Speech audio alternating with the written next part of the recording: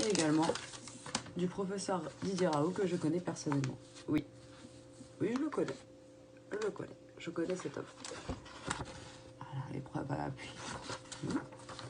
Cette personne, cet éminent professeur qui s'est occupé de mon père pendant près de 12 ans, d'une maladie extrêmement rare qui touche 0,08% de la population mondiale, 0,08% de la population mondiale, 5000 sur Terre, qui est autre que la maladie de Whipple, qui avait traité également mon père sous plaquenil, donc l'hydroxychloroquine. Si je fais cette vidéo, en fait, c'est pour dénoncer la machination diabolique et la pression qu'exerce le gouvernement sur le professeur Raoult, qui aurait peut-être trouvé une solution. Je fais très attention aux mots que j'utilise. Allez, on va se rappeler les faits, rien que les faits. Je reprends cette phrase parce qu'apparemment mon mot à l'écrit c'est diversifié, hein, est allé très loin et s'est fait tourner bien comme il faut, et je me suis dit autant aller jusqu'au bout et faire une vidéo. J'assume jusqu'au bout mes médias, voilà, vous avez pratiquement tous reçu ce long message qui émane de moi, très clairement, et je me suis dit que j'allais aller jusqu'au bout. Les Marocains comprendront. Allez, c'est parti. Donc le mari d'Agnès Buzyn. Agnès Buzyn qui était ministre de la Santé, d'accord? Un infectiologue, ministre de la Santé. Donc Monsieur Lévy participe à l'inauguration. Donc là, on remonte loin. Donc il participe à l'inauguration du laboratoire P4 à Wuhan. Donc Wuhan qui se trouve en Chine, cette fameuse région dont émanerait un des coronavirus, qui est le Covid-19. Avant cela, le même mari d'Agnès Buzyn, donc toujours Monsieur Lévy, s'est fâché avec le professeur Raoult. Il s'est pris la tête avec lui en refusant les labels de l'INSERM au centre de recherche mondialement réputé, l'IHU, donc l'IHU en fait, qui est dirigé par le professeur Didier Raoult, qu'il a fondé depuis très longtemps, qu'il a fondé pendant son internat, donc en 1985. Oui, messieurs, dames, je sais de quoi je parle, je ne parle pas sans preuve, puisque je tiens ici sa biographie. Je m'étais intéressée à lui à l'époque, étant donné qu'il a soigné mon père et que quand je discutais avec lui, c'est lui qui m'avait donné envie sincèrement de rentrer dans le monde de la santé. Et je me suis dit que j'allais aller jusqu'au bout des choses et acheter sa biographie et savoir qui est cet homme. À l'époque en tout cas. Qui est cet homme? Ce même professeur, donc le professeur Didier Raoult, qui démontre que le traitement de la chloroquine, l'hydroxychloroquine, soigne 90% des cas du Covid-19 s'ils sont dépistés assez tôt, si on les dépiste. Donc ça, c'était avant qu'on soit en confinement, d'accord? Là, on remonte à loin, d'accord? On remonte à 2-3 mois auparavant. 3 mois auparavant, très exactement. S'ils sont dépistés assez tôt, ils s'opposent au confinement généralisé, parce que, voilà, les grands chercheurs et les professeurs savaient que ça allait nous pendre au nez. Des porteurs sains, donc ils ne veulent pas qu'il y ait un confinement généralisé, qui jugent que c'est une technique moyenâgeuse. Ils prônent un dépistage, donc cette fois généralisé, toute la population française. Il veut que tout le monde soit dépisté, avec un traitement rapide à la chloroquine, et avec un confinement des seuls malades. Donc on confine sur toutes les personnes qui seront dépistées, on ne confine que les personnes qui sont, à proprement dit, atteintes du Covid-19. C'est pas fini. La chloroquine coûte 10 centimes d'euros le comprimé à sa production, d'accord? Il est sûr que les laboratoires qui financent l'INSERM, pour eux, en fait, cherchent des solutions bien coûteuses. Voilà, et c'est pour ça, aujourd'hui, si vous voulez, qu'on nous rallonge les délais, qu'on nous dit, mais non, on n'a pas assez de recul, qu'il faut être prudent, et ceci, et cela. Parce qu'à côté de ça, eux, ils veulent trouver un autre traitement qui nous coûtera une blinde. Voilà, soyons clairs et honnêtes. Il faut être clair et honnête. En octobre 2019, il faut savoir que Monsieur Lévy, président de l'INSERM, et mari de la ministre, donc qui est Agnès Buzyn, l'ancienne ministre de la Santé, a révoqué le statut de fondation de l'IHU, donc l'IHU qui était donc présidé par Monsieur le professeur Didier Raoult, pour reprendre le contrôle sur leurs recherches. Donc ils sont arrivés, ils se sont dit, donc voilà, Monsieur Lévy a fait en sorte de reprendre le contrôle sur les recherches du professeur Didier Raoult. Est-ce que vous comprenez ce qui se passe? Qui dirige l'IHU et qui est directement visé par cette directive. Le 13 janvier 2020, alors que l'épidémie se répand en Chine de plus en plus, Agnès Buzyn classe bizarrement la chloroquine, ce médicament-là, elle le classe dans les substances vénéneuses. Donc une substance vénéneuse, c'est une substance qu'on ne trouvera plus donc, en vente libre et qui sera classée donc, dans une certaine classification de médicaments qu'on ne peut avoir que sur prescription dite sécurisée. D'accord? Tu ne peux plus l'avoir comme ça. Tu es obligé d'avoir une ordonnance sécurisée. Alors que celle-ci est vendue depuis 50 ans, plus de 50 ans.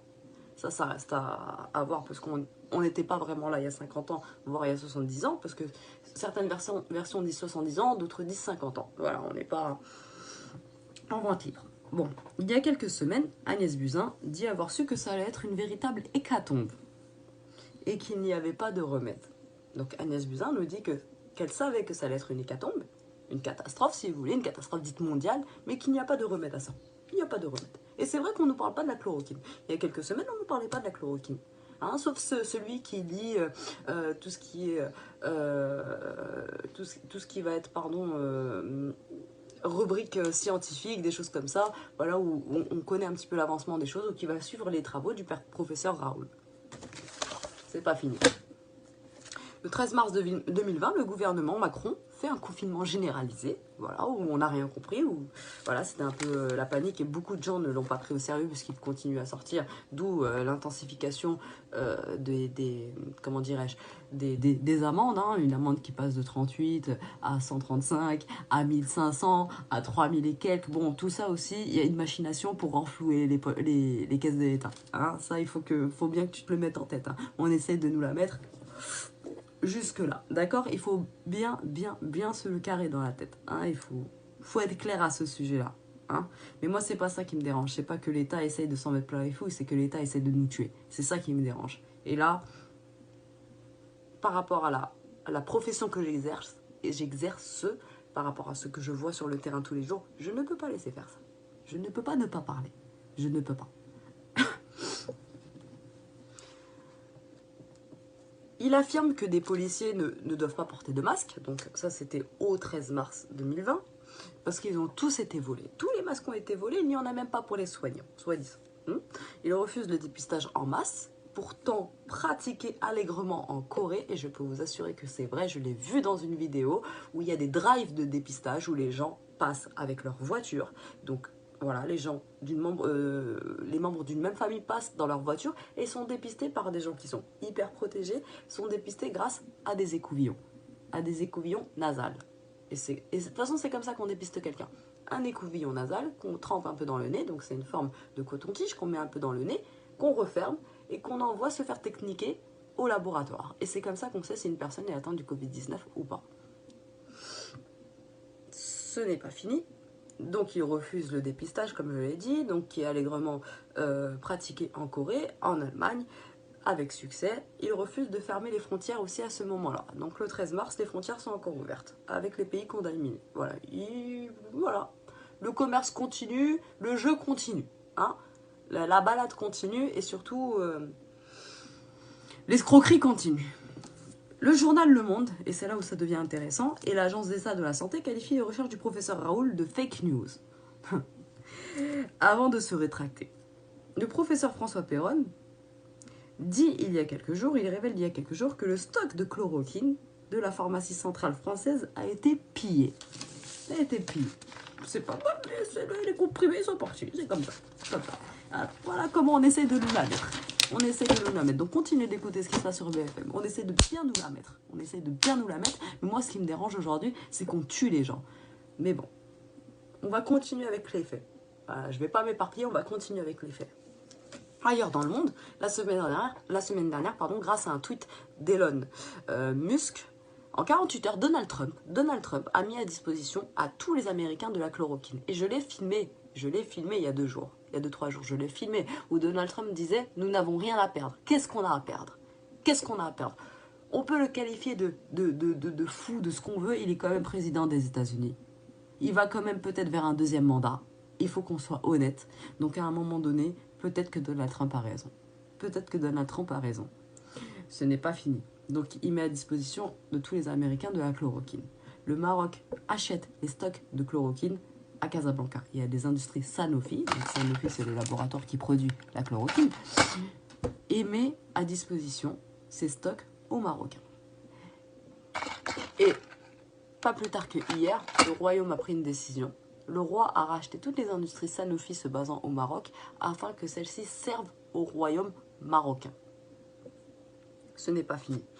Le Pakistan, quant à lui, va accroître sa production de chloroquine à destination de la Chine. Hein? La Suisse exclut, elle aussi, le confinement grâce... exclut le confinement généralisé de la population, pratique un large dépistage et traitement rapide des gens qui sont malades, donc ce qu'avait suggéré donc, le professeur Raoul, et accuse la France de faire de la politique spectacle. Et c'est exactement dans ce qu'on est. C'est de la politique spectacle, ce qui est en train de se produire. La société Teva, en Israël, annonce qu'elle va livrer gratuitement plus de 10 millions de doses de chloroquine aux USA. Estrosi, vous savez tout ce qu'il sait à mon avis, soigné lui-même à la chloroquine, et on a pu le voir à la télé, sans réponse du gouvernement, a appelé directement Sanofi, donc toujours la même industrie pharmaceutique, pour qu'il livre la chloroquine aux hôpitaux de Nice. Sous le lobbying intensif du professeur Raoul, un test à grande échelle de la chloroquine a commencé finalement en France, sous la direction de l'INSERM, bizarrement, qui souhaite refaire des expérimentations plus poussées dans d'autres centres médicaux indépendants, ce qui va prendre 6 semaines ou plus. Laissons clamser, oui, laissons mourir la population. Laissons-la mourir. Oui, aucun média n'en parle. Et vous pouvez vérifier la véracité de tout ce que je vous ai dit. Tout est absolument vrai. Agnès Buzyn, et qui n'est pas la seule, parce que à mon avis, c'est juste une marionnette, et derrière cela, il y a un marionnettiste, a fait perdre des mois précieux, tout cela pour éviter un conflit d'intérêts. Les chiffres, il faut que je vous rappelle tout de même les chiffres. Donc au 6 mars, en France, nous étions à 653 cas pour 9 décès. Et aujourd'hui, ce qui est malheureux, le 24 mars 2020, nous sommes à 22 300 cas. Et encore, c'est ce qui est dit à la télé, je peux vous assurer que la réalité est tout autre. La réalité est tout autre. Pour 1100 décès. Et c'est pas fini. À l'heure où je vous parle, au moment où je vous parle, les gens décèdent. Les gens meurent. Les gens meurent. Les gens sont en train de claquer. Dont 5 médecins décédés. La preuve que nous-mêmes, le personnel de la santé, on n'est pas immunisé contre ça. Parce que j'en ai entendu des bêtises à un moment donné, comme quoi on serait immunisé, comme quoi... Non, c'est pas vrai. On est tout comme vous.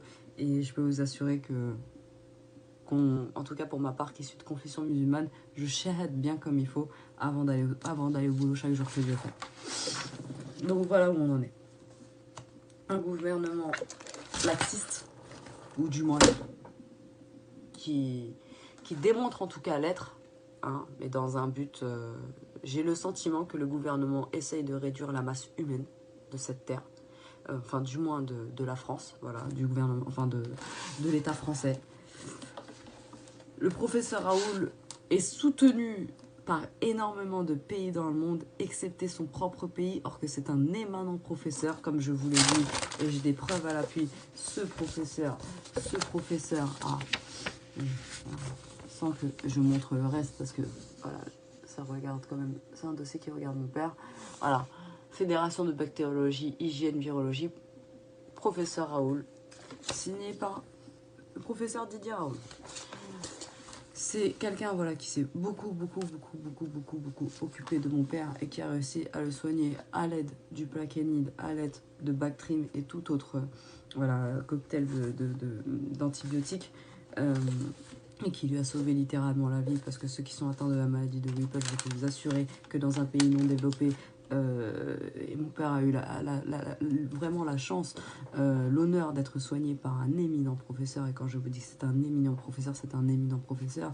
Il le dit lui-même dans son bouquin, où il dit que lui, son but, c'est de soigner, de trouver des solutions, d'aller jusqu'au bout des choses.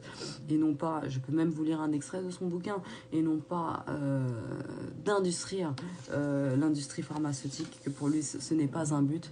Voilà, à un moment donné, il parle même du SRAS, donc le SRAS qui est une des formes de coronavirus. Hein. Aucune des prédictions catastrophiques sur la grippe aviaire, la grippe H1N1 ou le SRAS ne s'est réalisée. Les hommes politiques et les médias ont pourtant contribué à leur diffusion, affolant à tort la population. Ils font se méfier des peurs entretenues.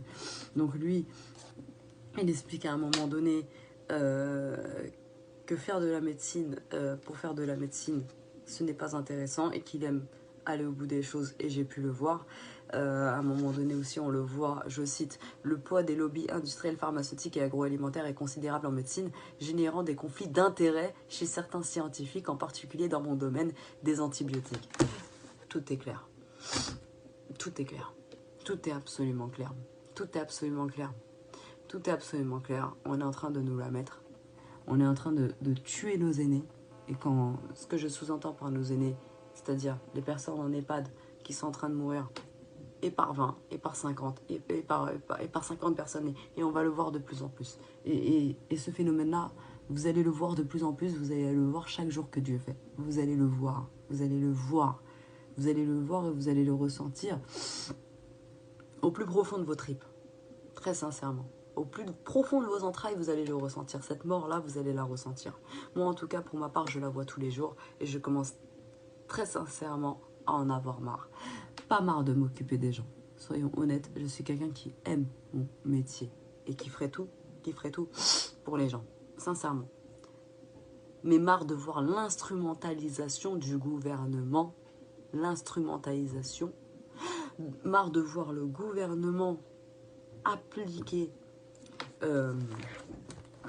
tout simplement comment on appelle ça, la politique de l'autruche, hein. Quand vous voyez l'autruche, quand elle se met la tête, c'est exactement dans quoi on est, c'est exactement ce que le gouvernement est en train de faire. On a un professeur qui est excellent, qui est reconnu sur le point, voilà, qui a un poids face à la communauté scientifique mondiale. On a les pays, donc que ce soit des pays frontaliers ou des pays dans le monde, des très grandes puissances ou de moins grandes puissances qui le suivent, qui ont envie d'y croire à la chloroquine. Qu'est-ce que ça nous coûte ? Sachant qu'il coûte, comme je vous l'ai cité, 10 centimes d'euros à la production, le comprimé. Qu'est-ce que ça nous coûte de le produire là quand même en masse? Et à côté, de continuer à faire une expérimentation, bien évidemment. De continuer à faire une expérimentation avec des personnes malades. Qu'est-ce que ça nous coûte?